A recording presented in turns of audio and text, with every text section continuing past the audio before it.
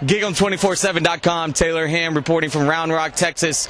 Third round state playoffs. We got DeSoto Eagles versus Austin Bowie. DeSoto won big time, 56-24. We got Coach Mathis and Michael Richardson. Coach, you got a really special team and a special squad putting together a really strong playoff push. Kind of describe this season and what this victory tonight meant for your program. I told those guys from day one, this is a special team that I have. I mean, I really more so told my coaches behind closed doors what kind of team that we had right now. And this is the best football team I've ever had. I mean, those guys work so hard, and they play fast right now for me, and they're playing some great defense and offense for me, and special teams. So it's a bunch of guys that have really worked hard and bought into it, and right now we just feel that we got to continue to do that in order to make it far. You guys had kind of a rough loss against Stony Point early on in the season, but really bounced back. What would you say to your guys to kind of keep them focused and moving on towards this goal? Well, number one, the coaches had to shut up and quit talking about Stony Point. So my quarterback walked in my office, and me and him made a deal, and it was from the whole team since he's my captain, and I shut up. And right now what we got to do is continue to get back to the drawing board because Coach Chester's a great guy, and he's going to have those guys ready to play again as well as I. So it's going to be a great ball game again.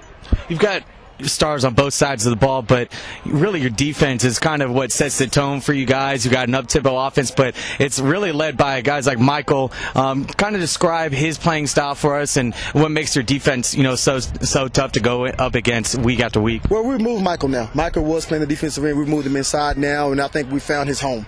And right now, as long as Michael continues to make plays for us, he's going to be a hell of a player. Right now, he's big, he's strong, he's fast, but he's more important, he's a leader, and he's a captain of our defense. And we made a deal with these guys too. We stood up in the huddle one day, and I talked to the defense, and we also made a deal. And ever since then, those guys have been playing well, and Mike has had his best games, the last 3 games that he's ever had, and that's no lie.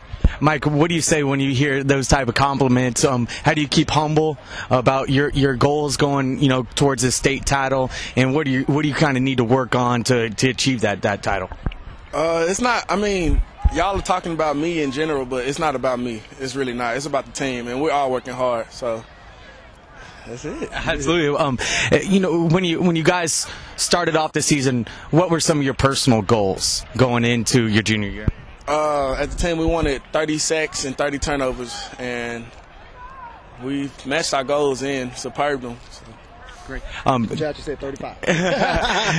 Coach, all right, we're going to kind of switch spectrums here. How gratifying is it to see some of your players, especially the ones from Texas A&M, Von Miller, Cyrus Gray, Garrick Williams, TJE, all just really excelling at the next level? Well, I can tell you one thing. Those guys sent us a video last week. Yeah. And we played it for these guys before the game, and they went crazy. But those guys make us proud. Anytime you hear DeSoto called out and you see Cyrus and those guys, Vaughn, those guys doing that, but they're doing the right thing and they're getting a degree, it makes us feel real proud here at DeSoto High School. Speaking of Cyrus, you kind of got a young running back in Antoine Jimerson who I think is going to be really special. Can you kind of just speak to his ability? He's fast and he's quick and he does a great job for us and he's strong. What Antoine brings to the table, he brings leadership to the table as well. But when it's time, the crunch time, to run between the tackles, Antoine can do it, and he has the speed to get to the outside and take it to 6. Speaking of young talent, David Porter, just another guy that I know Ryan just keys on whenever he needs to make a big pass downfield. Kind of speak to him too. Yeah. Porter's a great guy. Him and Ryan has been playing together since knee high, and those guys continue to play. They have a great career ahead of themselves, and as well as all the other receivers. But those two right there, as well as Sam Majala, those 3 guys have been playing together for a long time. And I hope this continues. And I hope we have 3 more games to make sure it continues. Yeah. Speaking of again, Von Miller. A lot of comparisons, to him. Do you see that in Michael? I see that in Michael. What makes Michael so special is the guys around him as well. I mean, Michael does a great job because everybody else is doing their job. And it's hard to block him one-on-one. So if everybody's doing their job, he's going to get that one-on-one matchup, and he's going to be able to make some great plays for us. If everybody doesn't do their job, he's going to have a hard night. But right now, I can't take anything from him. You're talking about him a lot because you should. He's a great kid. He's doing a great job for us. I can't take nothing away from Michael. Well, I appreciate the time, Coach. I know you can let you get back to your team. I'm going to talk to him a little bit about recruiting. All right, now we got Michael one-on-one. Mike, we're going to hit a little bit on the recruiting process. Last time we spoke at the beginning of the season, you said that you had Tennessee, A&M, some other schools. Kind of just catch us up to speed where you're at in the recruiting process. Really, I haven't really paid so much attention to it right now. My main goal right now is state. Yeah. I know you're not thinking about it, but when you're done with the season, where are you at? And what we talked to the other day, you said, you kind of had 4 schools in mind right now. Can you just kind of get us up to speed where you're at with those? Those 4 schools, I mean, they still my top 4 schools for right now. Yeah. Remind us who they are again. A&M, Tennessee, LSU, and Texas. Great. Have you been impressed with what the Aggies been able to do the last 6 weeks? Oh yeah, they playing hard.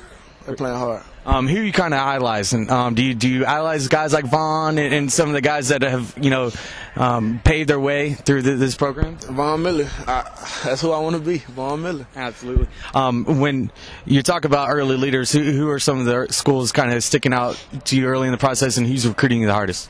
Right now, who's recruiting me the hardest is probably Texas A&M. Great. When your season's over and you kind of have some time to reflect, what are some of the things that you're gonna analyze in the recruiting process when choosing a school? Team spirit for one, somewhere I could get to play fast, and if the team's winning, really. When your season ends at some point, hopefully with the state title, what are you going to key on? In the offseason, is there anything else you can do to kind of get your game up to the level of maybe a Von Miller one day? Everything I did this summer and spring. Get stronger, faster. Yeah. Anything specific? Nothing very specific, just to get better at everything overall. Great. Well, best of luck to you in the rest of the way, Mike. Keep us updated. Stick to gig'em247.com for all your latest Texas A&M news.